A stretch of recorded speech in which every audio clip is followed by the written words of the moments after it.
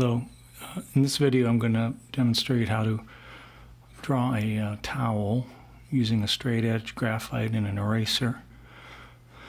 So it's the purpose of this project is to learn how to draw soft folds.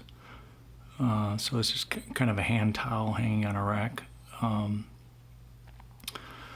So when you draw folds or wrinkles, you want to as I pointed out in the last video, you want to use the angle of the wrinkle, the angle of the curve, as a way to give the piece of fabric that you're rendering a sense of structure. You got to realize that when you draw fabric, there's tensions involved in the fabric. True, the fabric will kind of follow the flow of whatever rigid support is supporting it, I guess you could say. But also, just because the fabric is soft doesn't mean that it itself doesn't have a sense of structure. So I always use a straight edge to block in wrinkles and creases. Excuse me, and then at the end of the drawing, throw in a couple curves here and there. But essentially, you can use a straight edge the whole way through, and just facet it. Kind of just turn the straight edge as you go. I started out right with this in this drawing with a 6B, so a really soft pencil. And what happens? I have the metal side of the ruler down, so I'm kind of dragging the ruler across the drawing as I go. And that kind of acts as a blending tool as well. So it kind of pushes all the graphite together. So what I do then is come with the eraser and do a subtractive process into the medium tone that's being developed with the graphite as I go. So when you think about doing wrinkles or folds, creases, there's of course a bright or a highlighted area, a shadow area, and then a medium tone area. So when I start off a drawing like this, I'm going to think in those three values, keeping it simple, so I'm going to kind of go to where I see the lightest area to be, the darkest area be, and then the mediums will kind of fall in between that. And again, I'm going to build it slowly here, so I'm not going to go to the darks right away. You develop the drawing over time, of course. The other thing to think about, it's a graphite drawing, but in so much as it's a subtractive process, unlike the pair drawing we did earlier, vigorous mark making and erasing becomes, when you use your eraser, that can become a mark making tool. As you can see, I'm doing those kind of parallel hatches with the eraser in there. So you don't want to kind of shy away from that when you use this technique. You want to kind of keep it vigorous in that regard. What else? So just kind of right now, I'm just kind of slowly building up the shadow areas as I go here, kind of see. In terms of outline, here's a transition. So these are kind of, that transition point you just saw is a result of moving from 1 hour worth of drawing to the second hour. So we're kind of in the second hour of drawing here. Of course, speeded it up. I don't work this fast. But you want to kind of focus on form and structure at the same time. So you don't ever want to kind of outline anything per se. You're just kind of butting up a light area versus a dark area using that straight edge. And you can kind of see as I develop the drawing, just the kind of turning that ruler slightly gives me that inference of curve, right? Curvilinear form. And you might ask yourself, why do I even need to use the straight edge? Why can't I just kind of pop that in, freehand? And I guess you can, but I find when I lay the ruler down there and to create an edge, whether it's erasing into a dark area or adding onto by going light against a dark, or a light or a dark against a light. I really need to think about the angle of the ruler relative to the vertical and horizontal format, right? So when I place the ruler, I better be sure of the proper angle.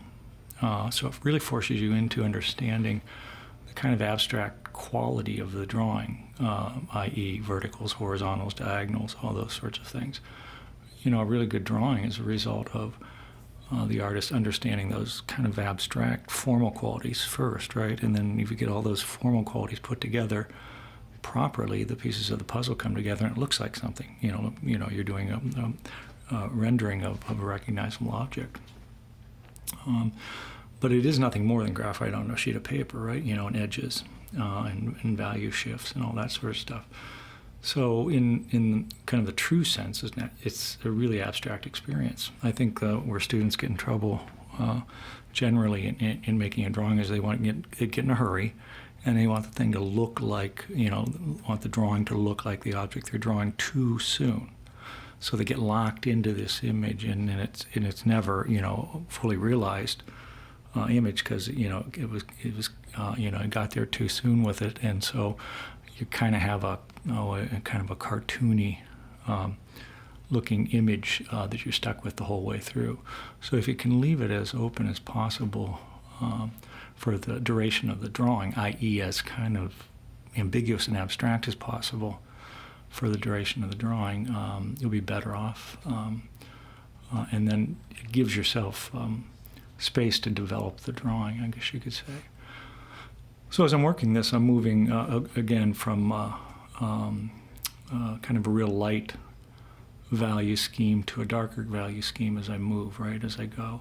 And picking and choosing, right? Notice I'm moving across the drawing. I'm not staying in any one place for any given length of time. I move, do a little bit over here, do a little bit over there, do a little bit up here, do a little bit over there. So in principle, that's the same idea as how I described laying the ruler on the paper, right? When you lay the ruler on the paper, you have to think about the angle of that ruler. Likewise, when I'm doing a little bit up here and a little bit over here, a little bit over there, I'm thinking about the whole composition as I draw, right? And I'm not fixated on any one point, on any one aspect of the drawing. I'm not trying to finish any one area. Again, a common problem that students who are just learning to draw need to navigate, because the way we view a drawing or a finished work of art, for that matter, we see an area that's already been completed, right? So we assume somehow that it was made that way, that area just kind of came into being and then the artist moved on to the next area, right? It really doesn't work that way. When you make art, you got to move around a lot. You got to kind of keep the whole thing ambiguous, and you kind of ramp up the resolution overall as you go, a little bit here, a little bit there, to develop the drawing. Notice also, right now I'm starting to kind of add a little bit more kind of dark, value there, just to kind of notice what that does is it pulls the light out, so this is relative value, right? You make one area darker, something else gets lighter by default, right? So that piece of cloth on the left, it's getting the light on it, all of a sudden it looks lighter because that area darkened in behind it on the left-hand side there. So that's the kind of beauty of relative value when you draw.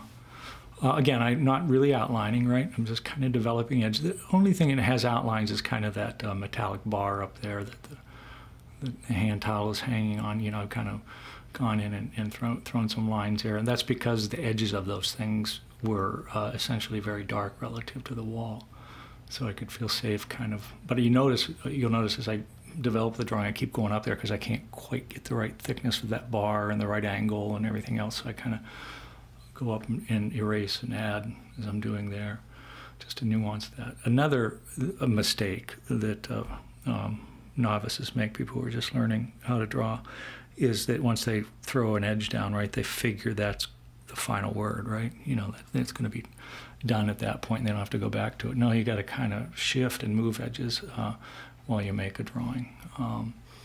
That's what kind of makes the drawing alive. Again, it's not a coloring book, so you're not kind of drawing an outline of something and coloring it in. It's always in flux, always in flow. And again, notice I'm not afraid of the marks, right? Look at the density.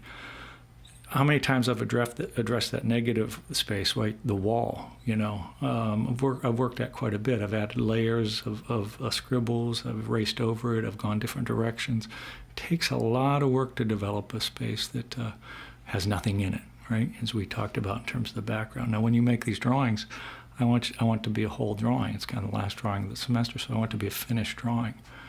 In terms of what to draw, as long as it's fabric, that's all I care about. It could be anything, but maybe preferably something hanging on a wall, like in the previous video I drew that shirt, and preferably the whole sheet of paper as well. So see, I'm kind of going in and trying to navigate that empty space, right? Not easy to draw empty spaces. There's tonality on it, right? But how do you make it feel done but empty at the same time? So now we're moving into the fourth hour. You saw that little transition there. And just kind of ramping up. You don't have to draw I'm not going to draw the kind of knobs on the end of that bar, but I'm going to kind of hint at them a little bit, because the drawing's about the hand towel, right? It's not about the bar per se, right? So you learn to emphasize certain things in the drawing, let other things go as you develop the drawing. So I'm not using a pencil erase. I'm just using the tip and the side and the end of that bigger eraser. Don't use the pencil eraser here. It looks like I am, but I'm not. I'm just using the side of the big eraser because I tend to find when people use that pencil eraser, they get into too much detail. If you learn to use that straight edge, the wide eraser is probably the best bet in terms of the subtractive tool. As you develop the drawing towards the end, what I would suggest is to work from the top down, because you'll find that you're dragging that straight edge across the surface, so it's going to mute or undo some of the edges you've done. So as you do it, just kind of work your way down so that when you're finished with the drawing, you're working at the bottom, those areas that you've dragged this ruler across. You can go in and rub a lot here too. It's a little bit different than the pear drawing in that regard. And even use a paper towel if you want to. I tend to do that every now and then. I'll kind of rub over everything just to mute the whole thing, and then go back in again and bring out the edges by going in with a darker mark or erasing into it, just to redraw the things. Really good drawing is a series of corrections over time, right? So you're going to undo and do and undo and do and undo and do until the drawing is done, or until you run out of time on it.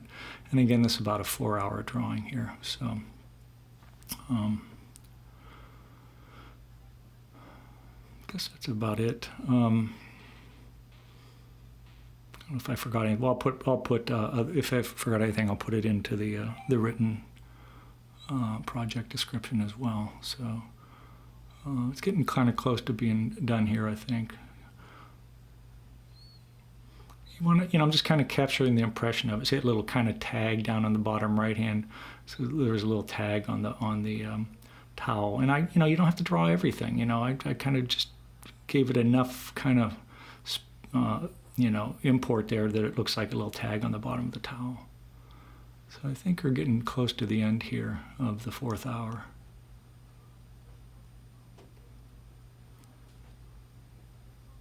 Well, again, if you have any questions, don't hesitate to let me know. And again, work the thing all over, not one area finish, but finish the whole thing by going back and forth and back and forth. And no outlining, just edges. I still have it straight edge, right? Whole drawing. Really nice tool. Okay, well, thank you.